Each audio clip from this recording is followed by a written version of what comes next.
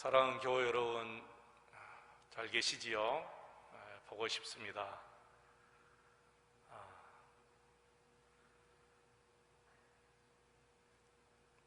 볼 수 없어서 이렇게 안타까운 마음이 든 것이 또 하나님께서 주시는 마음인 줄로 믿습니다. 우리가 있는 것에서 최선을 다해서 온 정성을 다해서 예배드리면 우리 하나님께서 이 예배를 기뻐 받으실 줄로 믿습니다. 오늘 저녁에는 앞장선자의 복, 이런 제목으로 같이 은혜를 나누겠습니다. 창세기 15장에 보시면 우리 하나님께서 아브라함에게 아들을 주시겠다고 약속하셨고, 그 아들을 통해서 하늘의 별과 같이 많은 후손을 얻게 될 것이다, 이렇게 언약해 주셨습니다.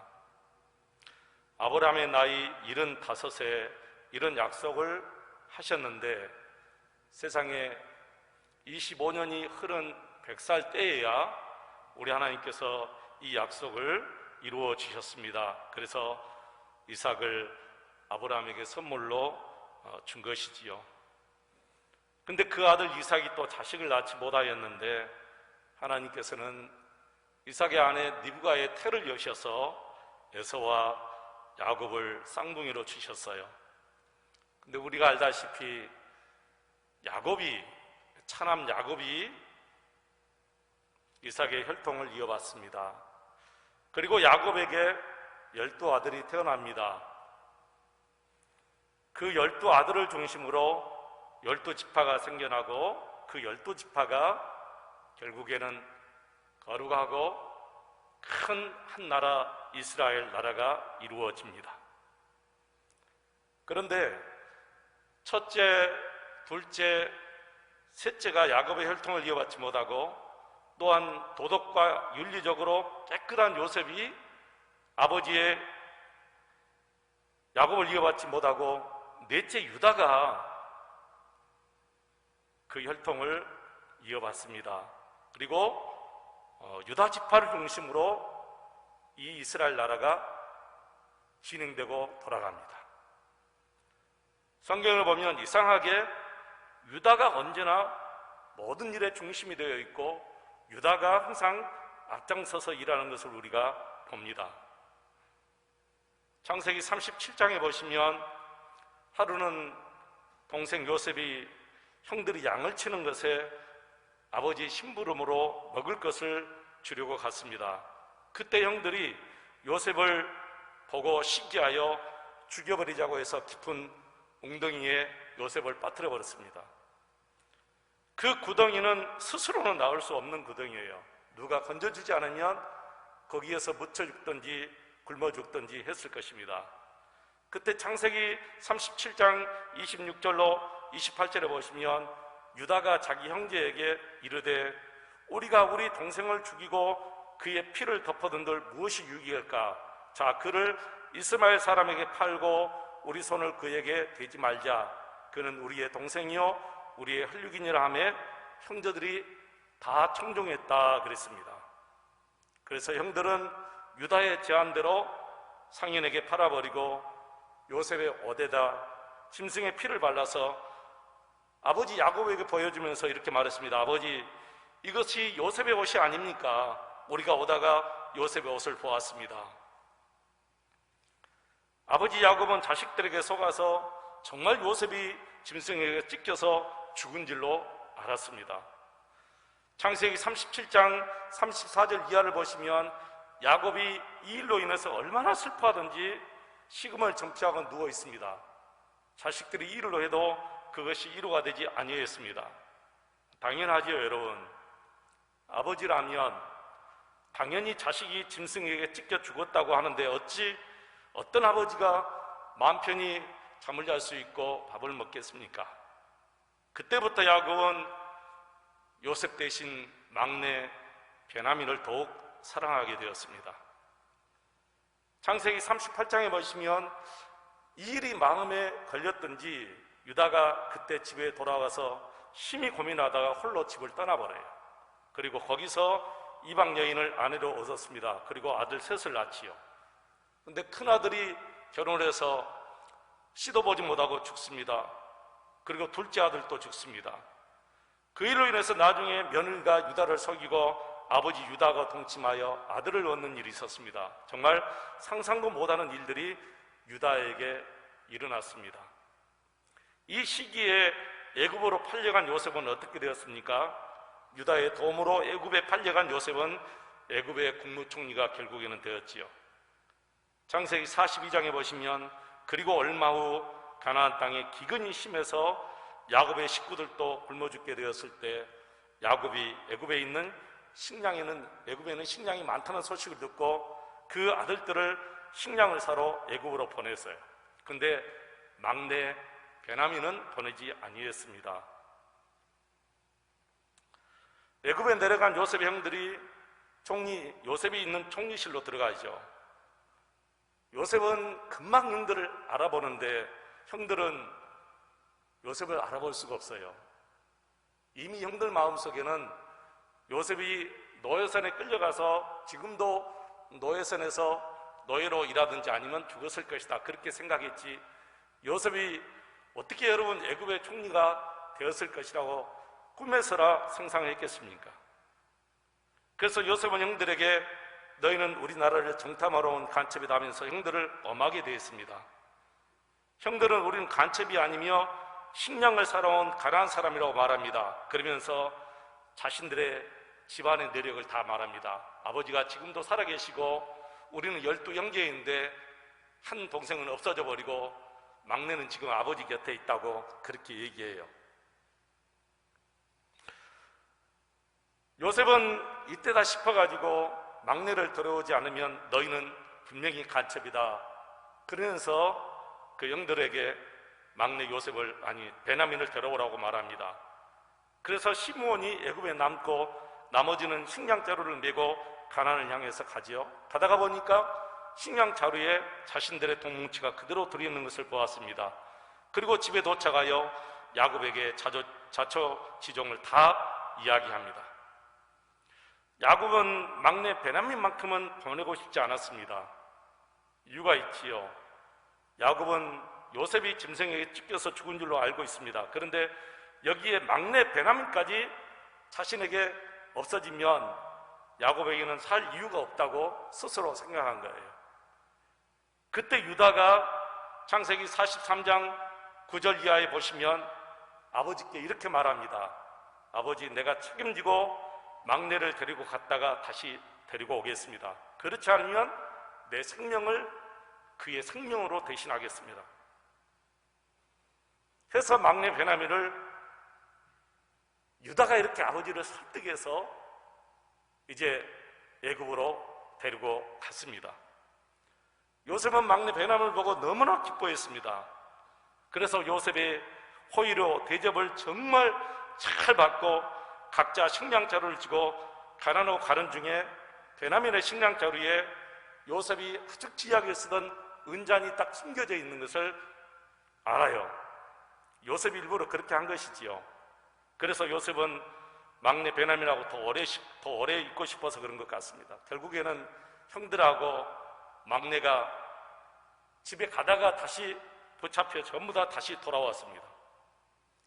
요셉이 그때 말해요. 형들에게 베냐민만 남고 내 은잔이 숨겨져 있는 이 베냐민만 여기 남고 너희들은 다시 다 돌아가라, 가나안으로 돌아가라, 그렇게 얘기해요. 그때 막내가 아버지에게 돌아가지 않으면 아버지 야곱은 정말 죽을 수밖에 없죠. 그래서 43장 34절 보시면 베냐민은 아버지에게 보내고 우리 모두가 여기서 잡혀 있을 것이다, 그렇게 유다가 얘기합니다. 그리고 45장에 보시면 요셉이 울면서 형들 앞에서 자기의 모든 정체를 다 얘기합니다. 그리고 형들이 가나안에 가서 아버지 야곱을 데리고 애굽에 내려옵니다. 애굽에서 그동안 죽은 줄만 알았던 아버지 야곱이 요셉을 만나게 됩니다. 그리고 애굽에서 기근이 다하고 야곱의 생명이 다할 때까지 있게 되지요.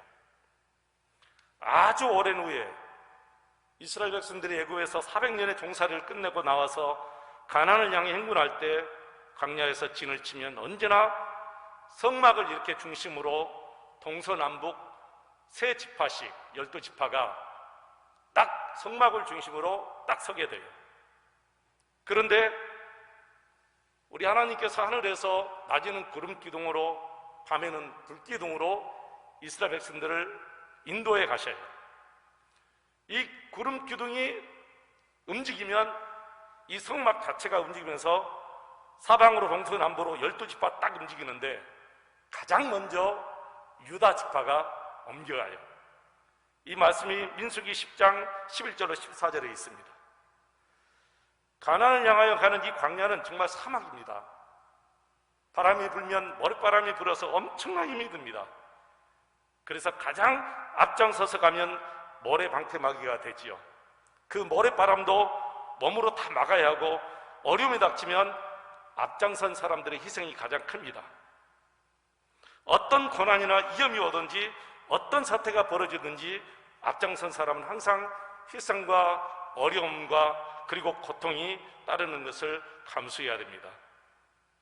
하지만 유다 지파는 그 모든 어려움을 각오하고 감당하면서 항상 앞장서서 나갑니다. 그것도 1년도 아니고 10년도 아니고 40년 동안이나 광야 생활하면서 행진할 때는 꼭 앞장섰습니다. 불평하지 않았습니다. 왜 그랬습니까? 하나님께서 그렇게 정하셨기 때문에 그렇습니다. 하나님께서 정하여 주신 것에는 그들은 불평이나 불만이 있을 수 없다고 생각했습니다. 올해를 앞장섰으니까 내년에는 맨 나중에 갑시다 하고 할 수 있는데 그렇지 않았어요. 항상 묵묵히 맨 앞에서 행진합니다. 유다 지파는 하나님께서 우리를 이와 같이 사용하시기 때문에 하나님이 사용하신 대로 우리는 사용되어져야 된다, 이런 생각을 가지고 산 것입니다. 여러분, 이것이 그들의 신앙이었어요. 유다 지파는 행진할 때만 앞장선 게 아닙니다. 전쟁할 때도 역시 당당하게 앞장섰습니다. 오늘 본문을 보시면 이스라엘 백성들은 가나안 땅에 도착하여 수많은 전쟁을 치르면서 그 땅을 정복해 갔습니다. 그러나 전쟁할 때마다 언제나 유다 지파가 앞장섰습니다. 지금은 이스라엘의 지도자가 없습니다. 모세도 죽었습니다. 여호수아도 죽었습니다. 누가 앞장서야 합니까? 그때 하나님께서 유다가 앞장서야 된다, 이렇게 얘기합니다. 전쟁터에서 앞장선 사람들은 가장 위험한 자들이지요. 언제나 희생이 따르기 마련입니다. 목숨을 걸어야 됩니다. 이렇게 유다 지파는 전쟁터에서 맞아 항상 앞장섰다는 것은 대단히 놀라운 일입니다. 그런데 놀라웠게 우리 하나님은 희생을 마다하지 않고 항상 앞장선 유다 지파를 그냥 그대로 두지 않았다는 사실이에요. 하나님이 가만히 보고 계시지 않았습니다. 앞장선 자에게 언제나 우리 하나님은 그것을 다 감당할 수 있는 모든 여건, 환경을 다 제공해 주셨다는 거예요. 앞장선 유다에게, 앞장선 유다 지파에게 복을 내려 주셨습니다. 성경에 있는 대로 5가지를 정리해 보면서 먼저 하나님께서는 유다 자손을 번성하도록 축복해 주셨어요. 12지파 가운데 자손을 가장 많이 번성한 지파가 유다 지파입니다. 민수기에 보면 그 사실이 정말 세밀하게 잘 나와 있어요. 출애굽 후에 처음으로 인구 조사를 한 내용이 민수기 2장에 나오는데, 남자 장정 20세 이상 전쟁에 나가는 남자 장정만 모두 60만 3,550명이었어요. 거기에 어린 아이들과 여인들을 합치면 약 200만 명이 넘는다고 추산됩니다. 그래서 지파당 평균을 내면 약 한 4만 8천, 9천, 5만 명쯤 되는데, 가장 적은 지파가 므낫세 지파로서 3만 2,200명이었습니다. 반면에 유다 지파는 7만 4,600명으로 가장 많았어요. 여러분, 전쟁터에서 가장 앞장서면 가장 많은 희생이 따르잖아요. 그런데 우리 하나님께서는 희생을 마다하지 않고 항상 앞장선 유다 지파에게 가장 많은 74,600명의 장정을 허락해 주셨다는 거예요. 그리고 40년이 지났습니다. 다시 민수기 26장에 보면 2차 인구조사가 나옵니다. 그때 남자 장정의 총 인구가 1820명이 줄어서 60만 1730명입니다. 근데 놀라운 사실은 유다 지파는 1차 조사 때에도 가장 숫자가 많은 74,600명이었는데 40년 후 2차 조사 때 76,500명으로 1,900명이 더 늘어납니다.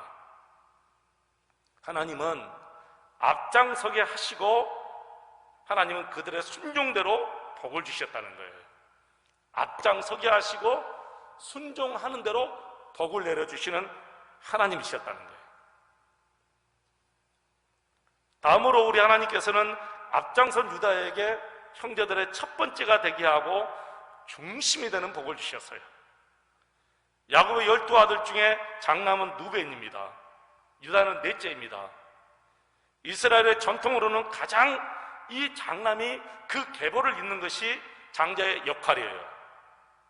모든 특권을 장자가 이어가도록 되어 있는데 야곱의 12아들 중 장자인 누벤은 장자이면서도 장자 노릇을 못하고 유다는 넷째 아들이지만 장자 역할을 하게 되었고 12아들 중 늘 중심적인 역할을 감당했다는 거예요. 이스라엘 백성을 유대인이라고 부르는 것도 이스라엘을 둘러 나라가 나누어질 때 남쪽은 유다 지파가 중심이 되어서 나라를 이끌었습니다. 다윗이 유다 지파입니다. 그리고 유다 지파 다윗이 그 나라를 통일했어요. 그래서 이스라엘을 유다로 부르게 된 거예요. 이스라엘 백성들의 사상을 유다니즘이라고 부릅니다. 이스라엘 백성들의 모든 사상을 유다이즘 이렇게 하는데 유다 지파의 사상이 이스라엘 중심의 사상이 되어버린 거예요. 그리고 창세기 49장 8절에 보시면 야곱이 12아들을 축복할 때 그 축복 기도문 가운데 이미 나타났지요. 유다야 너는 내 형제의 찬송이 될지라 내 손이 내 원수의 목을 잡을 것이요 내 아버지의 아들들이 내 앞에 절하리로다. 과연 이 기도대로 유다는 형제들의 첫째가 되고 중심이 되었습니다. 민족의 중심이 되었습니다. 또 다음으로 유다 지파는 왕들이 가장 많이 나오는 복을 받았지요. 49장 10절에 보면 야곱이 이렇게 말합니다. 주가 유다를 떠나지 아니하며, 주는 통치자들이 가지고 있는 지팡이를 말합니다. 그 다음에 또 나오죠. 통치자의 지팡이가 그 발 사이에서 떠나지 아니하시기를 실로가 오시기까지. 실로는 평화인데 우리 주 예수 그리스도를 말합니다. 평화의 왕 우리 주 예수 그리스도가 오시기까지 미치리니 그에게 모든 백성이 복종하리로다. 그래서 다윗부터 시작해서 예수님이 오실 때까지 유다 지파는 다 유다 지파 외에는 그 어떤 지파도 왕이 될 수 없이 다 유다 지파 후손들만 다 왕이 돼요. 놀라운 은혜예요. 그래서 다윗 왕도 솔로몬 왕도 그의 아들 르호보암 왕도 계속해서 그 유다 지파만 왕이 됩니다. 또 하나님께서는 제일 좋은 땅을 가장 많이 차지하는 복을 유다에게 주셨어요. 그래서 예루살렘의 그 중심되는 땅이 바로 유다 지파가 차지하게 된 거죠. 11형제가 이 유다를 보면 부러워하는 대상이 되도록 하나님이 세워주셨습니다. 여호수아가 12지파에게 땅을 나눠줄 때 유다 지파에게 중심 부분의 땅을 가장 넓게 할당해 주셨다는 거예요. 이것이 바로 아버지 야곱이 예언한 기도로입니다. 마지막으로 유다 지파에게 예수 그리스도가 탄생하는 복을 주셨습니다. 창세기 49장 10절입니다. 주가 유다를 떠나지 아니하며 통치자의 지팡이가 그 발 사이에 떠나지 아니하시기를 실로가 오시기까지 미치리니. 예수 그리스도가 결국에는 이 유다 지파의 후손으로, 다윗의 후손으로 이 땅에 오신 것입니다. 예수님의 조상이 되는 복을 이 유다 지파가 받은 것입니다. 사랑하는 성도 여러분, 힘들다고 어렵다고 뒤로 물러나지 마시기 바랍니다. 힘들수록 어려울수록 항상 여러분이 중심이 되어서 앞장서시기를 축원합니다. 예배 모임에서도 앞장서시기 바랍니다. 어떤 기도의 모임에서도 앞장서시기 바랍니다. 헌금 드리는 것에서 봉사하는 모임에서 항상 앞장서시기 바랍니다. 힘들어도 앞장서시면 하나님은 반드시 여러분이 앞장선 만큼 다 채워주시고 갚아주시고 모든 환경과 여건을 다 책임져 주시는 것을 이 유다를 통해서 우리가 배우지 않습니까? 유다 자신이 그렇게 하고 싶어서 한 게 아닙니다. 하나님이 그렇게 정해 주셨기 때문에 유다가 순종해서 복종한 거예요. 힘들고 어렵지만 고통스럽지만 유다가 계속해서 복종합니다. 하나님의 말씀 그대로 복종해요. 그런데 너무나 신기하게 우리 하나님은 복종한 그대로 모든 환경 여건 다 책임져 주시고 그리고 복종한 대로 다 채워주시고 갚아주셨다는 놀라운 사실입니다. 너무나 많은 성도들이 안타깝게 힘들고 어려우면 다 물러납니다. 저는 지금 이렇게 대면에서 예배드리지 못해도 얼마든지 하나님 기뻐하시는 예배 드릴 수 있다고 생각해요. 여기서 드리는 것처럼 가정에서도 얼마든지 예배 드릴 수 있어요. 이 예배에 여러분이 앞장서면 하나님이 예배 드릴 수 있도록 여건 다 책임져 주셔요. 엊그저께는 나이 드신 분이 목사님 헌금은 어떻게 해요? 저는 온라인으로 드릴 수도 없고 어떻게 할 수도 없는데. 걱정하지 마요. 권사님 걱정하지 마. 그거 다 모아뒀다가 다음에 우리 다시 만나서 예배드릴 때 한꺼번에 드리면 되지. 그렇게 해도 되는가요? 그럼요. 여러분, 예전에 한번 제가 그 전화 한번 받았습니다. 그때는 온라인 헌금이 이렇게 자유롭지 못했을 때예요. 저도 온라인 헌금하면 그렇게 선뜻 내키지 않았어요. 그런데 이 코로나19 때문에 온라인 헌금을 드릴 수밖에 없잖아요. 형편이 이렇게 되니까. 그래서 우리 교인이 아닌데 그분이 온라인 헌금을 꼭 이렇게 드려야 됩니까? 마음이 안 내키는데요. 그래서 제가 그분에게 그렇게 말씀드렸어요. 드릴 마음만 있다면 지금 형편에서 어떻게 드리든지 저는 온라인 헌금을 드려도 하나님께서 기뻐 받으신다고 생각합니다. 그 말 듣고 그분이 순종하셨어요. 여러분 그러잖아요. 형편이 이렇게 되면 우리가 온라인 계좌를 통해서 헌금할 수 있고 아니면 그렇게 못하신 분들은 또 모아두었다가 한꺼번에 넣을 수도 있고 근데 이것조차 우리가 못한다고 생각해 보세요. 그러면 다른 것도 못하게 됩니다. 근데 예배나 헌금이나 우리가 할 수 있는 범위 내에서 할 수 있는 그 환경에서 최선을 다하면 하나님께서 반드시 할 수 있도록 여건과 모든 것을 다 책임져 주시는 것을 제가 너무너무 크게 경험합니다. 아마 여러분도 다 체험하실 거예요. 앞장서시기를 축원합니다, 여러분.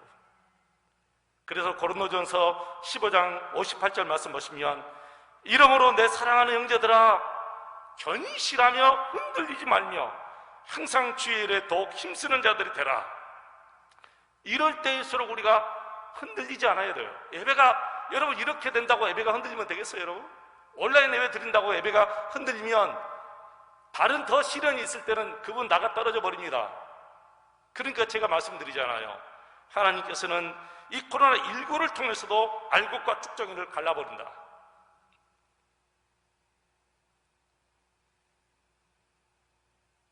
코로나19 상황, 우리가 육신적으로는 정말 힘들고 어렵지만 신앙적으로는 이거 아무것도 아니에요.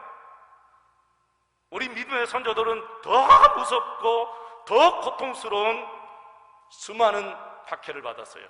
그런데도 그들은 흔들리지 않았어요. 근데 이것 때문에 우리가 예배가 흔들리고 기도 생활이 흔들리고 다른 어떤 교회 일이 흔들려 버리면 우리 믿음이 흔들려 버리면 이 믿음 가지고 우리가 하나님 앞에 자랑할 수 있고 이 믿음 가지고 하나님 앞에 설 수 있으며 이 믿음이 나를 여러분 구원할 수 있겠습니까? 권할 수 없지요. 그러므로 내 사랑하는 형제들아, 견실하며 흔들리지 말며 항상 주 일에 더욱 힘쓰는 자들이 되라. 이는 너희 수고가 주 안에서 헛되지 않은 줄 압니다. 여러분, 지금 가게에서 혹시 예배하십니까? 가정에서 예배하십니까? 어디에서 기도하십니까? 어떻게 헌금생활 하십니까? 흔들리지 마십시오. 다니엘처럼 예전 하던 그대로 예배하십시오. 예전 한 그대로 기도생활 하시고 예전 그대로 봉사생, 여러분 헌금생활 하십시오. 하나님께서 다 책임져 주실 줄로 믿습니다. 그리고 이 수고가 결국은 예수 그리스도 안에서 헛되지 않고 분명히 하나님께서 여러분에게 상급으로 갚아주실 줄로 믿습니다.